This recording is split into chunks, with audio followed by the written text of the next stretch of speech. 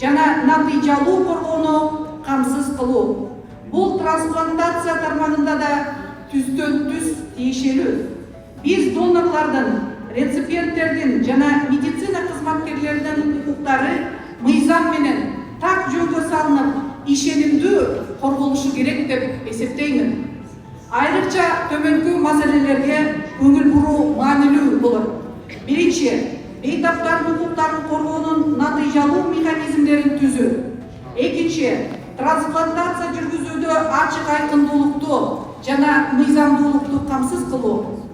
Медициналык этиканы жана биоэтикалык принциптерди сактоо.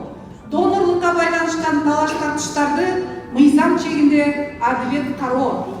Бүгүнкү талкуулар жана сунуштар өлкөлөр, мамлекеттер ортосундагы кызматташтыкты чыңдап, трансплантология тармагын өнүктүрүүгө эң негизгиси адам өмүрүн сактап калууга кызмат кыла берсин.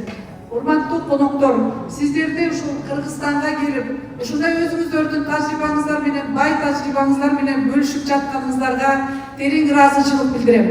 Биздин Кыргызстанда дагы Кудай буйрса ушул трансплантология багытында абдан жигерлүү иштер болуп, эң мыкты чоң ийгиликтерге жетишерибизге мен ишенемин. Ал эми укуктук жаатында болгон жардамды беремин деп мен сиздерди ишендирип кетемин.